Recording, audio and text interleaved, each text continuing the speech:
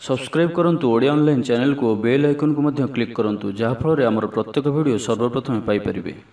Hariom friends, Odia online channel में आपको स्वागत। आज एक विशेष वीडियोटी माध्यम आम जाना कि 30 वर्ष होगा पूर्वर ही यही चारोटी राशि व्यक्ति धनी श्रेणी होता।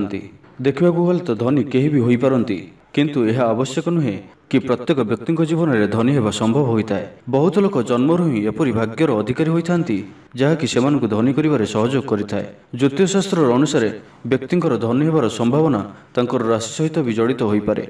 प्रत्येक राशि व्यक्ति निजर परिश्रम द्वारा धन अर्जन कर धनी हो पारती, किंतु किछि राशि एपरी होता जे कि 30 वर्ष होगा पूर्व ही धनी श्रेणी हो पारती। तो एबे आसंतु जानिबा सेही राशि मानक विषय रे। प्रथम रही कन्या राशि। कन्या राशि व्यक्ति जहाँ गोटे थर निष्पत्ति नियंती ताको पूरण करके ही निश्वास नहीं थांती। एमाने परिश्रमी होइथांती। एमानकु धनी होवार समस्त रास्ता भल से जଣା थाए और निजर बुद्धि और परिश्रम द्वारा बहुत अधिक धन अर्जन करिथांती। एमाने कोनोसी भी एक बड़ निर्णय नेबा पूर्व बहुत ही चिंता विचार करिथांती। एमानकु जଣା थाए कि परिश्रम और धैर्य द्वारा किछि भी प्राप्त करा जाय पारे। कन्या राशि व्यक्ति माटी सहित जोड़ी होई रहिथांती। कन्या राशि व्यक्ति निजर कर्म उपर ही सबुठारु अधिक भरोसा रखिथांती। एमाने प्रत्येक कार्य को संपूर्ण परफेक्शन सहित करिथांती और एथिपाई एमाने बहुत अल्प बयस ही धनी होवार सामर्थ्य रखिथांती। वृष राशि। एही राशि व्यक्ति परिश्रमी हेबा सहित सचोट और कार्यकुशली होइथांती। एमाने बहुत जिद्दी स्वभाव होइथांती और जहाँ गोटे थर निष्पत्ति नियंती तांको संपूर्ण अवश्य करती।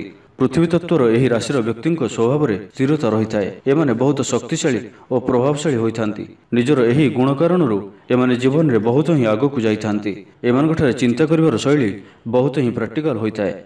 एमाने कौनसी भी छोटिया मोटिया कथार निजर समय को नष्ट करने को पसंद करती नहीं। एही राशि व्यक्ति 30 वर्षर पूर्वर ही धनी हो पारती। बिच्छा राशि। बिच्छा राशि व्यक्ति दूरदर्शितार गुण रही है। एमानकर पाखरे बहुत ही एपरी मानसिक क्षमता रही है जहाँ एमानकु प्रभावशाली व्यक्तित्व प्रदान करिथाए। एमानकठारे नेतृत्व नेबार क्षमता रही है।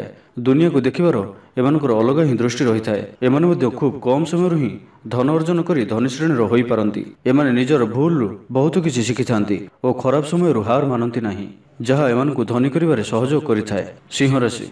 सिंह राशि व्यक्ति अत्यधिक ऊर्जावान और सर्वदा आशावादी होइथांती। एमानकु प्रत्येक स्थान में आकर्षण केन्द्र हेबा भल लागिथाए। नेतृत्व नेबार गुण एमानकठारे अत्यधिक रही है। एमाने अति सहजरे ही अन्य को प्रभावित करि पारंती और एमाने रचनात्मक भी होइथांती।